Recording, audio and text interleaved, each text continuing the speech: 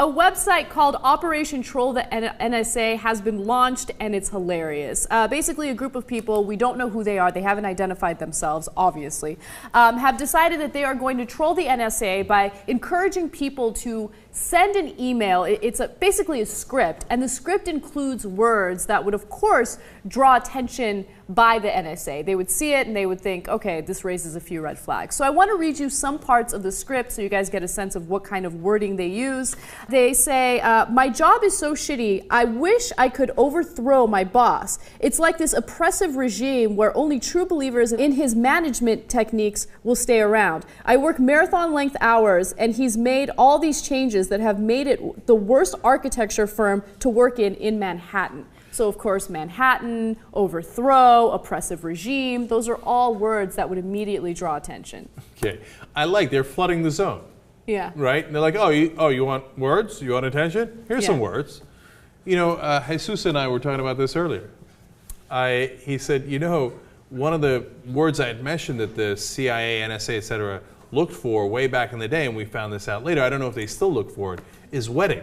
Because apparently that was a code word for a bombing or something like that, right? Well, Game of Thrones must have blown up the NSA because everybody's like, red wedding, red wedding, red wedding. Like, oh my God, there's red weddings going on. Jesus, this must be the worst attack ever. And they're like, dude, calm down. It's just Game of Thrones. Yeah, and also what I like about this particular email is, I mean, if you put these words in context, they could be used in so many innocent sentences. Like, it's overthrow, okay, maybe overthrow is a bit much, but you see what like no one says like, oh, I wish I could overthrow my boss, but words like architecture, Manhattan, you know. Like, especially if you live in Manhattan. Right. And the old school example of the wedding, what if you're having a wedding and you're constantly talking about your wedding? So, but that's exactly goes to the point, and that's obviously what they're trying to draw out here, that you're going to get innocent people that you're investigating for no reason because they also use those words. And so this program, I'm not convinced. Look, with the government, they say they hate leaks, but if they ever stop any kind of terrorism, like that, some guy was going to do some jaywalking terrorism, okay, immediately there's a leak on it, and they brag and they puff up their chest. Well, there was the Bush administration used to do it worse, but Obama does it to some degree too, where he's like, oh, we got him. And during the Bin Laden, there was with the raid, the leaks. They even made a movie about it. Panetta, the head of the CIA and then the Secretary of Defense, he leaked on it, okay? Brennan, who's now the new head of the CIA, he leaked on it. But as Snowden pointed out, whenever it's anti-government, nobody leaks, and then they go after the whistleblowers, etc. So my point is, do we really know that this program was ever useful? Because it's so broad, it captures so many emails, so many phone calls, etc., that it's almost useless. The only thing you could use it for is if you wanted to target someone, well, you do have his info. Yes, and what's incredible about this story is I do think that he's courageous for coming forward and leaking this information about the PRISM program.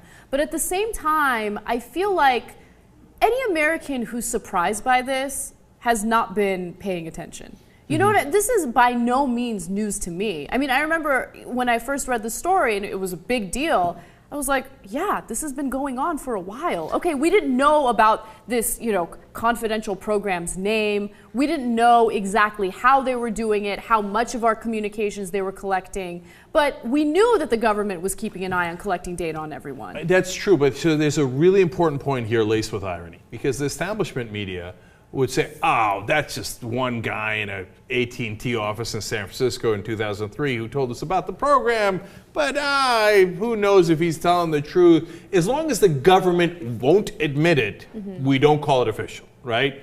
Like facts, evidence, what do you think we are? Reporters, journalists? No, we write down what the government said, and the government denies it, so you're done. We don't believe you, right? And then James Bamford has done some good reporting at Wired. Glenn Greenwald had already done good reporting at Salon, Guardian, etc., and on and on. But each time, if the government doesn't admit it, the rest of the press will be like, no, I don't believe it. I don't believe it. I'm not going to report it as if it's true, right? And then when it comes out, here comes the irony. Then they'll say what you said. You were right to say, because we did know about it because of earlier reporting, right, from independent sources. Now they turn around and ironically, like Jeffrey Toobin says on CNN, oh, we already knew about this, so ignore it. But wait a minute, CNN wouldn't admit it before, now all of a sudden that you've admitted it, now we're supposed to ignore it because you pretended you knew it even though you didn't tell your audience?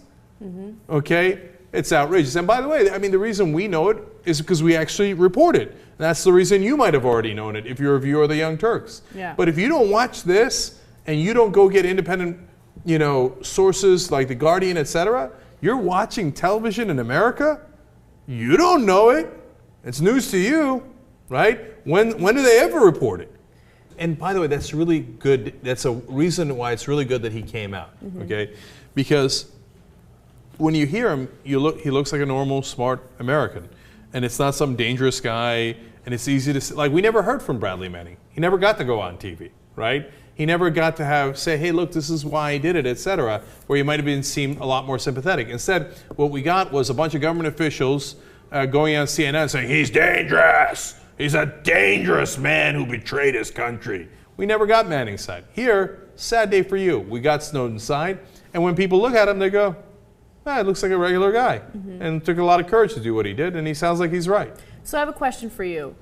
Would you do it if you were in his shoes? You're working for the government, you're making $200,000 a year, you have a nice life in Hawaii, you have this really hot acrobat girlfriend. Oh, I don't even know about that. Oh, she's super hot. Oh, you're throwing that in? Okay. I am throwing that in. Okay. So you're living a comfy, cozy life with a hot girlfriend. You're about to stir the pot. Do you really go through with it, or do you just continue with business as usual?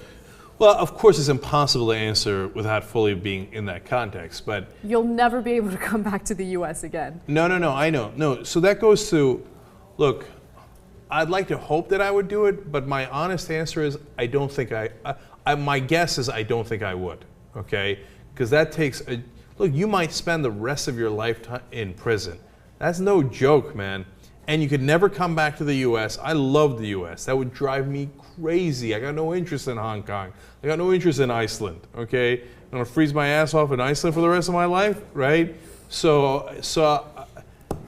And that's why it's what Anna's asking is a really important question. Would you do it? Who would do it? That's why Snowden, what he did took tremendous courage. Tremendous.